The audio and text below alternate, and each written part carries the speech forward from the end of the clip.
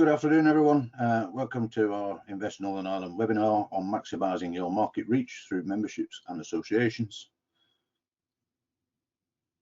Hosting today are the in-market trade team for Great Britain. Myself, Charles Goodyear, I'm based in Manchester, and I'm head of Advanced Manufacturing and Supply Chain. We also have Jennifer Liu. She's based in London and is head of technology and our lead with the Department of International Trade. And Nick Turberville, also based in London, who is head of construction and procurement. We're also delighted to welcome Eugene Mullen of Causeway to discuss the Ireland-Scotland Business Exchange. So today, we're going to run through why you should join trade, industry associations and organisations, how to grow your network, how to get the most benefit from membership, how Invest Northern Ireland can help, and we'll look at some case studies with Jenny and Nick and Eugene, who will introduce Causeway. So why join trade and industry organisations? As part of the international team, we're focused on increasing trade and export from Northern Ireland. The impact of COVID has highlighted the exposure of many of our businesses to a single domestic market, and in some cases a single customer. So as part of a series of webinars, we're looking to extend the outreach of Northern Ireland companies into markets outside of Northern Ireland. In order to get known in a new market, we suggest that you research relevant industry associations and organisations. And this will give you visibility in the supply chain in your particular industry or sector. You can prospect for alliances, partners, resellers or customers, and you can keep up to date with sector news and activity. And basically it's a form of promotion and marketing. So joining an association can actively and passively promote your brand, your company, your product or service, your brand or company image and you as an individual. And there are basically two aspects to joining an organisation. One is to promote the business itself and one is to promote you as an individual. And you can become known surprisingly widely through these connections that you make and their connections as an active participant or specialist in your sector. And eventually people, ideas and relationships will start to gravitate towards you. And basically, you know, if people don't know who you are, they're not going to buy from you. So this is all about getting known. So growing your network. When we talk about networks, they're not just something you can buy. I'm sure you're going to pay your money to join the club, but it won't be handed to you on a plate. It's about forming trust, regularly engaging with the contacts and finding opportunities to assist them. This helps strengthen the relationships you're trying to make. Networking is a great opportunity to exchange best practice, learn about your peers and stay abreast of the latest industry developments.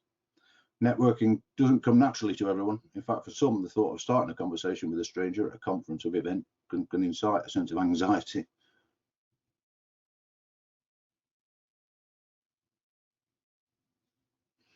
But by continually putting yourself out there and meeting new people, you will learn to step outside your comfort zone. And with that, you'll build social skills and confidence. The more you network, the more you'll grow and learn how to make lasting connections. However, the time you spend investing in speaking with someone new won't benefit you if you don't follow up afterwards. And we suggest you should always follow up with a brief email or LinkedIn connection or both with a personalized message sooner rather than later.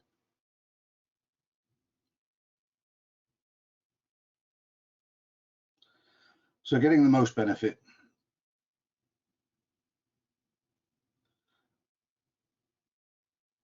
So basically, what are you asking for and what can an organisation do for you? And communication is essential to getting the value you want.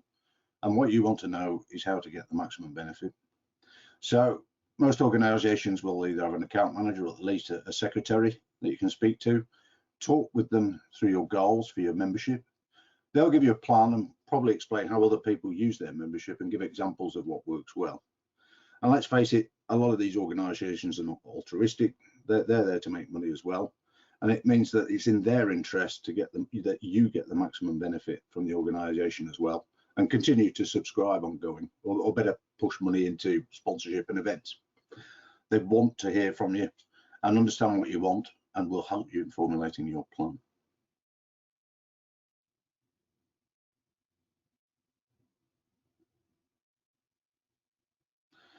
So straight away, get your company profile in the newsletter and on the website. Good news stories are good for you and them. The reach of the association itself is probably far wider than its membership. So newsletters, briefings and announcements reach several thousand more people than just the membership. And probably half the attendance at some events can be non-members. Register for events as early as possible. Make sure you attend. Usually these are free if you're a member. You will kiss a lot of frogs. You know, you will get more people trying to sell you things than you getting your product across. And in some cases, though, you may also get access to the registration list, depending on the restrictions of GDPR.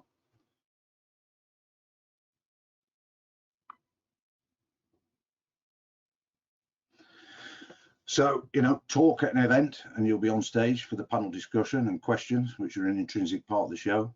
You can sponsor an event or sponsor an award ceremony. Trade associations generally lobby government and authorities on behalf of its members and liaise with other associations. Express your views if you want them to be part of this. And again, events, in discussion, in response to surveys, or just by talking to people.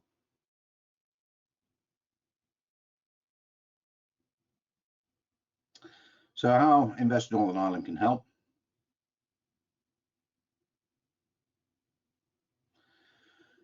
Invest Northern Ireland ourselves, we are members of various chambers of commerce in the major conurbations in Great Britain. We're members of Manchester, Birmingham, North East, Glasgow, and of course Northern Ireland, Belfast. Realistically, you need to be resident in these particular areas to qualify to join the chambers themselves. However, if you have an office or you are particularly active in that particular area, you may be able to join. We, on your behalf, if there is relevant local content, can introduce news stories and anything relevant to sectors in these areas. And we're trying to offer, obviously, joint collaboration and joint business opportunities. And basically, we are trying to raise the profile of Northern Ireland in the supply chain.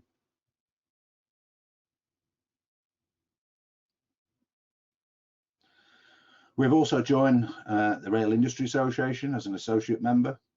Again, we're trying to promote the Northern Ireland supply chain in the rail industry.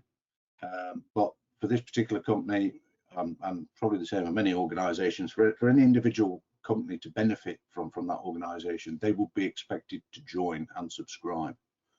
We can do some promotion, but we can't promote individual companies. So I'm now going to hand over to Jennifer, and Jennifer will talk through some of the case studies.